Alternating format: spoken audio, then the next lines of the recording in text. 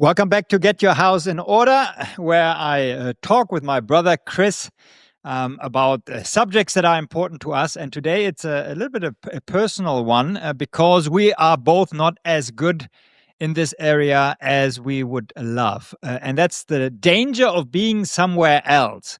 We want to talk about presence. Why actually presence is a performance edge that if we really cannot just be in the future, but actually be in the present, be here in the here and now, that this can be very, very powerful. And the reason I wanted to talk about this, Cris, with you, because just a few weeks ago, I actually had this moment, this realization. I was writing, just finishing up my book. I was buried in a manuscript. Now, as of this podcast, you can get the book. It's called The Self-Managing Business. So it's officially out. But I've been writing about this character named Mark, who is overworked and stressed. So it's a fictional story. His marriage is falling apart, but then he's getting an invitation to travel to Florence and learn from Cosimo de' Medici the secrets of what the Medici Bank, what made the Medici Bank so successful and made the Medici Bank actually a self-managing business. So he is guided through Florence, and you'll visit all the nice places in Florence that we take people to. There are some nice pictures in the book about the different places, and you hear the principles and secrets of the Medici Bank. Now, a great story. The only problem was I was basically so deep in writing that I became my fictional character, Mark. So I was all of a sudden, a few weeks ago, really stressed because of this deadline. I realized I made the characters walk in circles around Florence and missed some historical facts and needed to check this. So my head was buried in the manuscript and my mind was racing through kind of the plot points and character structures, and I was really frustrated. Now, just a few blocks from here, I go every morning, or I went every morning to write my book. And I was basically sitting in this beautiful coffee shop and writing this book, but being really frustrated. And as I walk out of this coffee shop, it dawned on me, and it hit me like basically what do you call it? I only know the German saying, but basically you just hit in the face that why am I so frustrated? I'm living my dream. If you would have told me, let's say 5 years ago even, that I'm living on this beautiful island in Mallorca, in the middle of the ocean, writing a book, a fictional story in a beautiful coffee shop in the old town of Palma about this guy who is learning these principles in Florence, I would have said, this is my dream. But I missed it because I wasn't present. I was so much focused on the frustration of the moment that I wasn't present enough, that actually I am living the dream that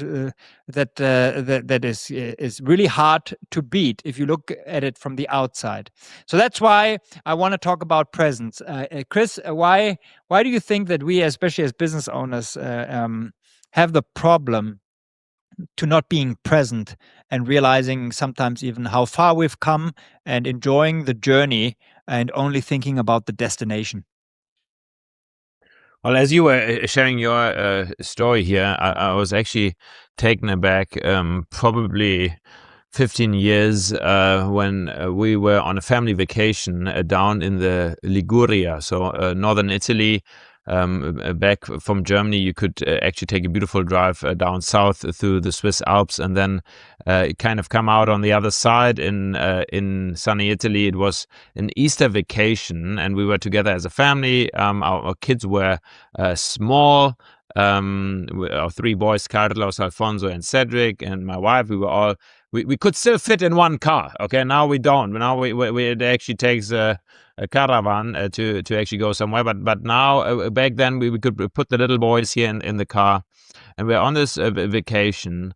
And I remember one evening. We actually had an au pair girl with us as well, but she wasn't in the car. We put her on a plane or on a train or whatever. So we always go on vacation.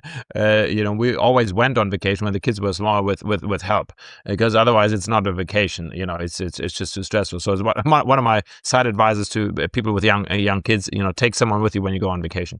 You need some help. So I was basically on an evening out with my wife. The kids, we left them. We had a beautiful villa rented overlooking Santa Maria de Ligure, and the au pair girl was staying with the kids, and so I could go down into the harbor and eat some nice fish, pescado with Andrea. And it was that evening where it actually started so nice, like a romantic kind of, walking along the boats there and having a beautiful dinner. But then afterwards, we wanted to walk a little bit further, and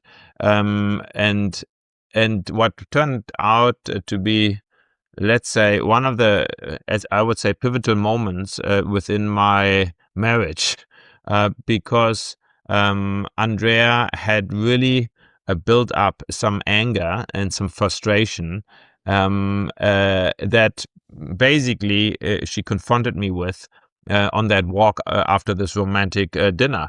And her accusation was, and now I would say rightly so, that I'm not living in the present. And she meant specifically present with the family and present with the kids. She said, Cris, we have actually the most beautiful time of our lives. We've got small kids. We've got, we've got, a beautiful setup, beautiful companies, work. We've got a beautiful house. We've got a beautiful family. We're on an Italian vacation, and your mind is just somewhere completely different. You're not engaging with the kids. You're not playing with the kids. You're just somewhere completely else. And this was the first time, and the reason I remember this vacation and this evening so much, because it was the first time, in a sense, that my wife hinted that if I don't change, she's going to change something. um, which is not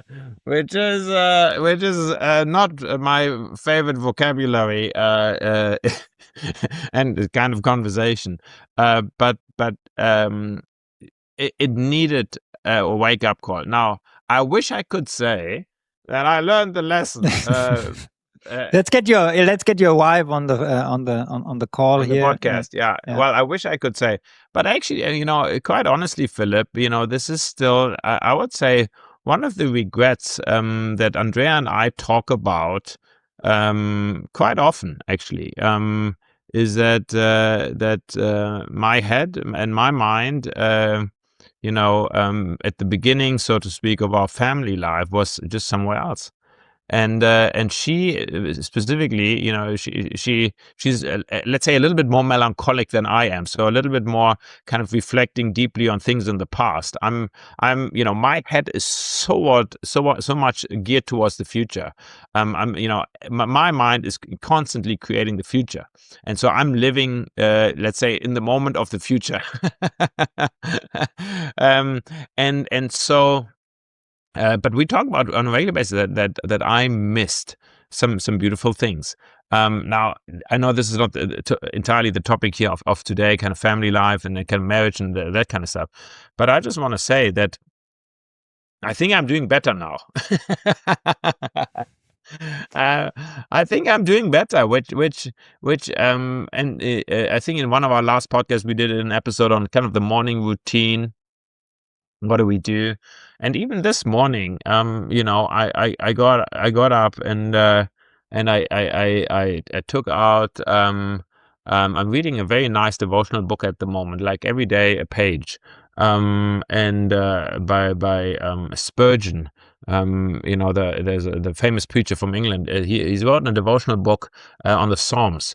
And I'm reading every day one page, and as I'm having my morning coffee. And anyhow, and this moment of me breathing in and out, and me, reading a few verses and kind of contemplating on it, and this almost, this moment of gratitude is, where am I thankful for my life, thankful for my family, thankful for the things that we can do, thankful for the fulfillment that I have.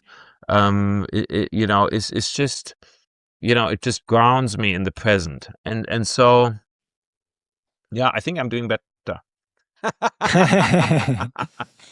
So let's talk about some strategies and tactics for this to actually take place in our lives. You hinted at some. Now, I don't think we have to go too deep in saying the reason why this is important, because we only have one life, and it only happens in the present. I mean, if we are always in the future, we are not living a life.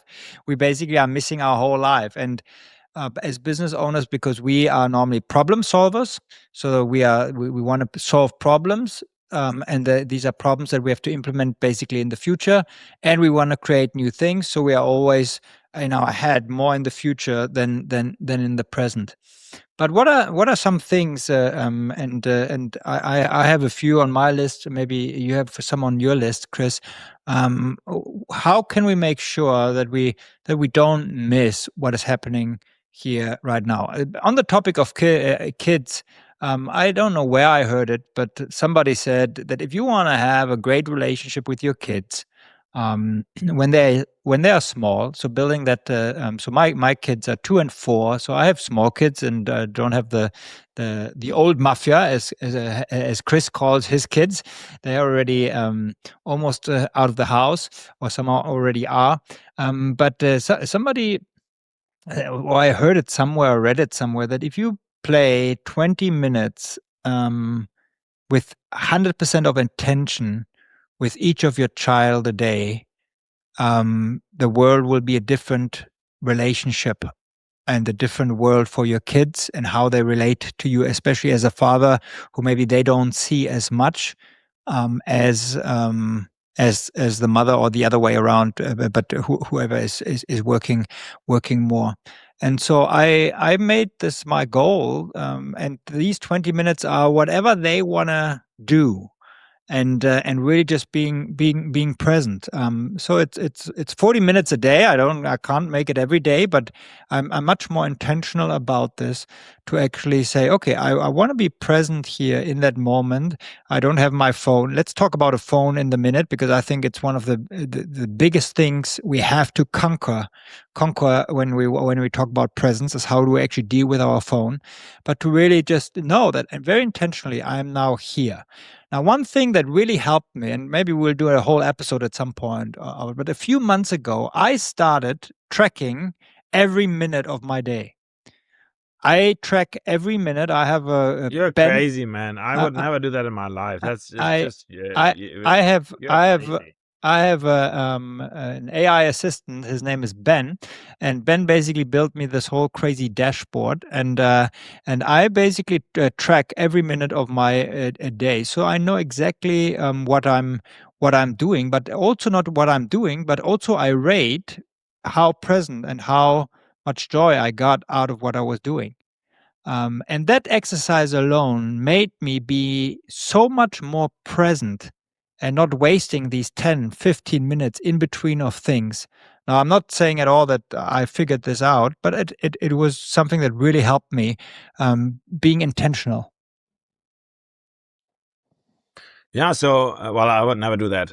It sounds like a terrible exercise to track every minute of the day. I don't like that idea.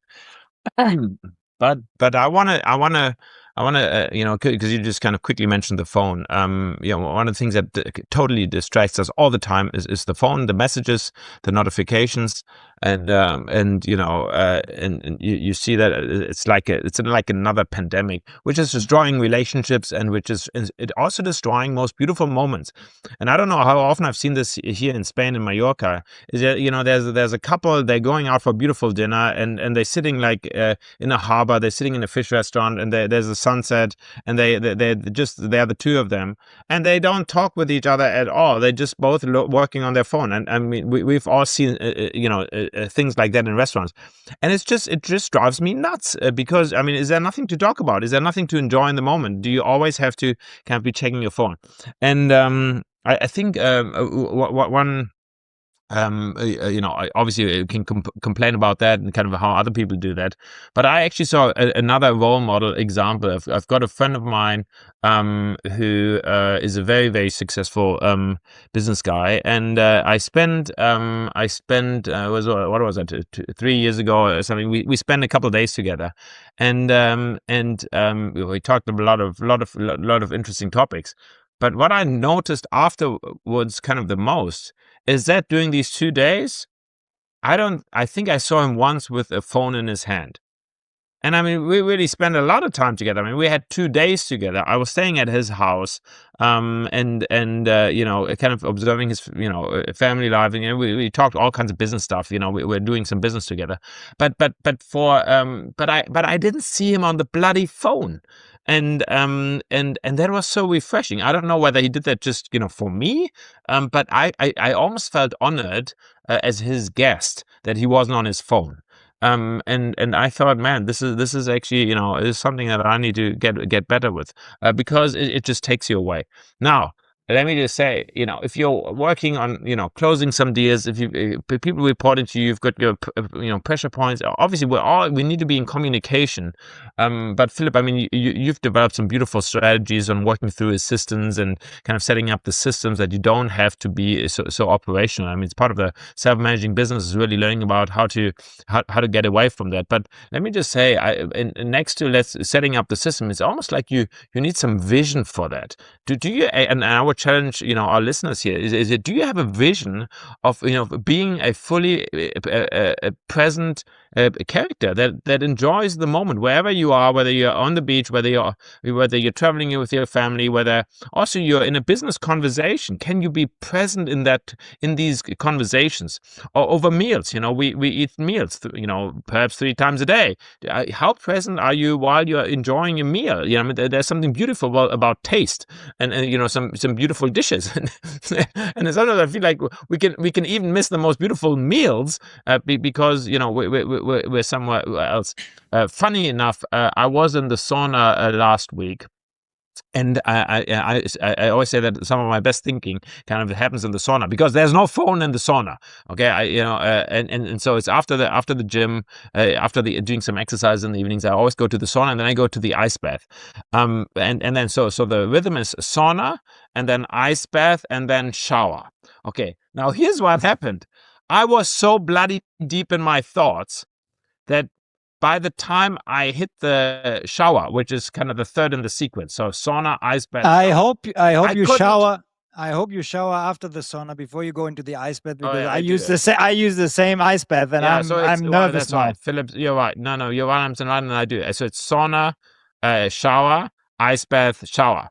Okay, but I spent a few minutes in the ice bath, and which I don't know if it's actually proven whether this is healthy for you, but for me, I absolutely adore it. Anyhow, I was so deep in my thoughts when I kind of did my last round of shower that I had no idea whether I actually was in the ice bath or not.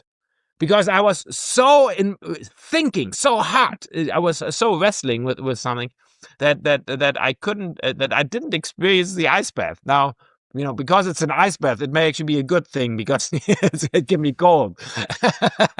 but I'm just you're telling that story as an illustration. Is we can be so with our heads somewhere else that we don't actually experience what's happening around us.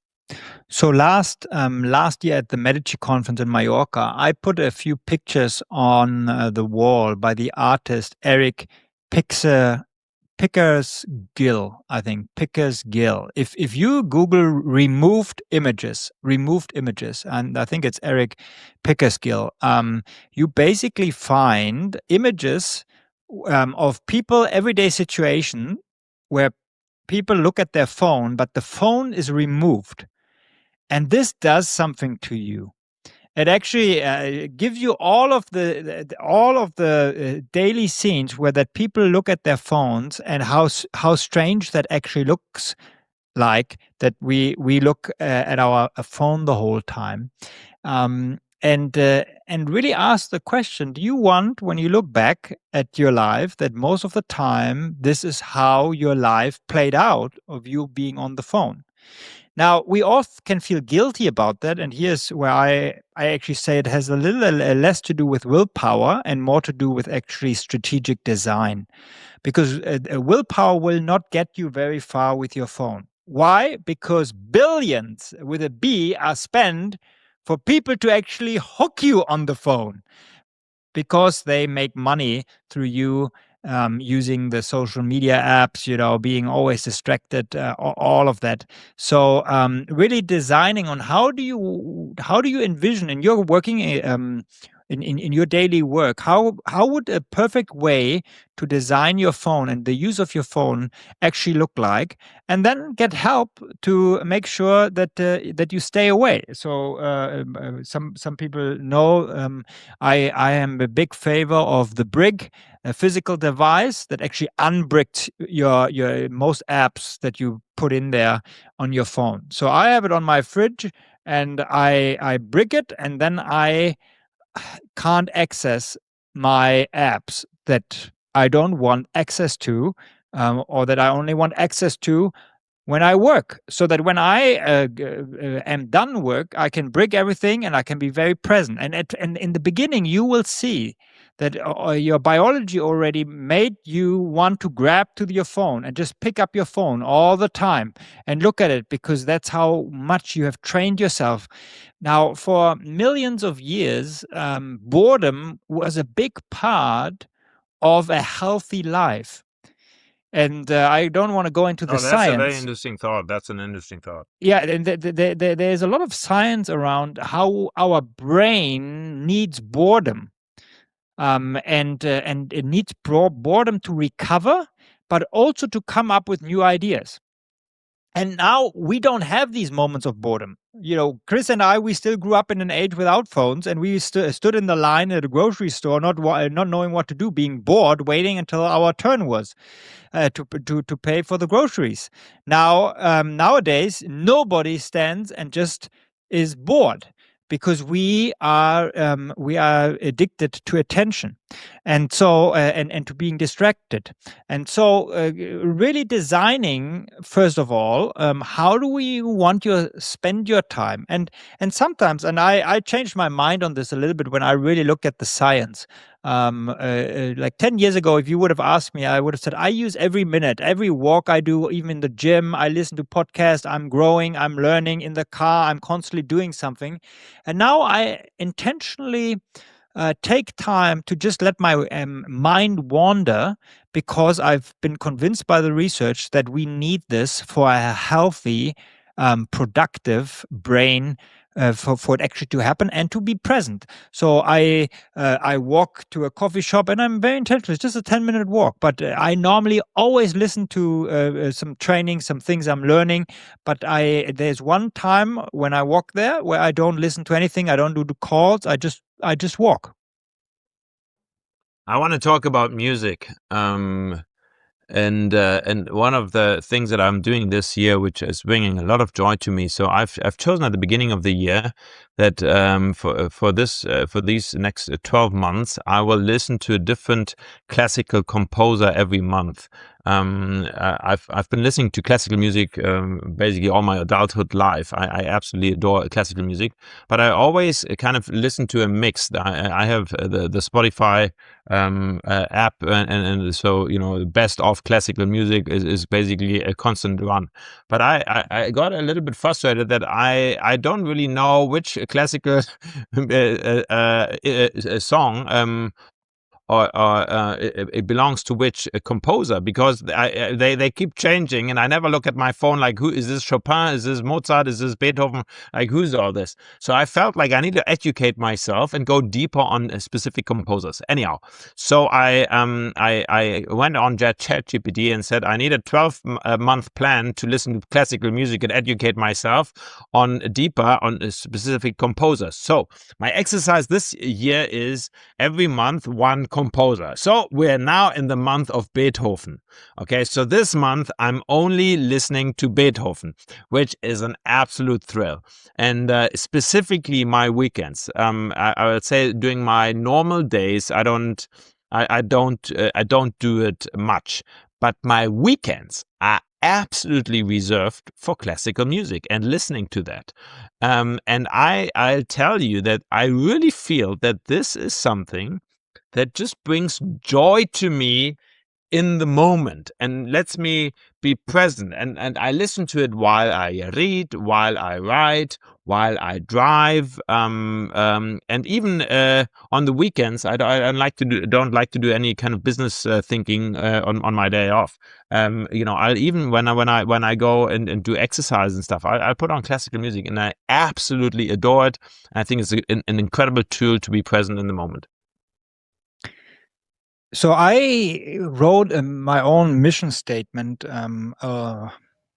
many years ago of what I feel like this is my mission statement. This is why I'm here, and this is what I want basically to do and accomplish. And I put in very strategically, because I almost read this. I read this every week. Is presence.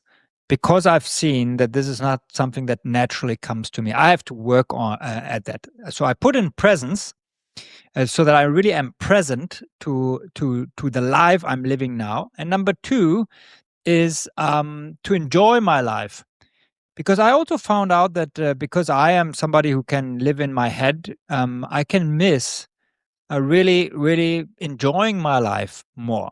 Even my wife, a few weeks ago, she said, Philip, I want that Zoe and Paco, our kids, see us laughing more. We're not laughing enough. They always see us serious, in serious faces, and so we need to be intentional. And so we are thinking of ways. Okay, how do we actually laugh more so we can enjoy our life?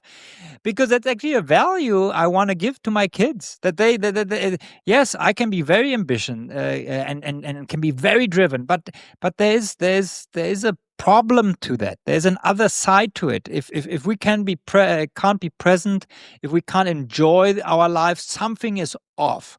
Now, if you are just enjoying your life and being present, and never worry about the future, something is wrong too. So we could have a whole conversation around that. But that is normally not the problem of business owners. The problem of business owners is that we are missing the most beautiful moments that we are actually experiencing, and we are not enjoying our lives the way we could, or the way we should.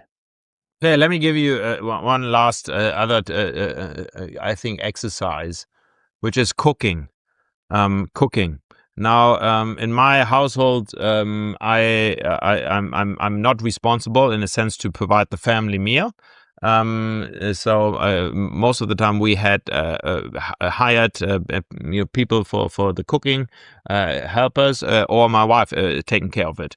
But it's very interesting when I'm with business guys in Florence. We kind of are doing the Florence experience. So I go every few months and invite people to, if they want to join me as part of the Medici community. We go to, they can come with me to Florence and spend 2-3 days. I've got a place down there where I host, and we spend time. And it's so interesting that so often, as we're kind of doing some reflection, we're all sharing some stories and kind of what brings joy to our lives, and kind of how do we rest. So I always put about this question: how do you rest? How do you play? How do you have fun? Kind of just to kind of connect, not just on a business level. And so often cooking has come up as one of the topics that it kind of gives people joy in the moment. And because in a sense it's not, we pay cooks, we go to restaurants. I mean, I eat out every day of my life. I eat out in restaurants. I mean, either during the day or in the evening, we go out so much. But there is something very special if you kind of take the pots and the pans and you do your own little grocery shopping here and actually prepare a meal for the family. And on my last trip here to Florence, I had Jorge Bolivar from Madrid, and he's got a big family. I had him with me. He has a big family. They have a big house where they all live. They got a family office and some wonderful projects that they do there in Madrid. Anyhow, and he says that this is kind of one of his hobbies, is to cook for the family. And then he literally got out his phone and he had a freaking library full of the dishes he was cooking. Okay, and I felt so embarrassed because, on my phone there could be, I don't know, spaghetti bolognese and A salad. a steak or something. I mean, my level cooking level skills. He had the most fantastic looking dishes and even decorated, and a typical. Spanish food, that you can't even get in restaurants, but it's kind of old family traditions. And he had a library full of these dishes, and he says this is part of the joy for him that he brings to his family and to himself. So I think that's another cool thing. Good. Well, encouragement for all of us as business owners. Let's be more present today, this week. Thanks for tuning in. Excited to tune in again in 2 weeks to the next podcast. Until then, be present.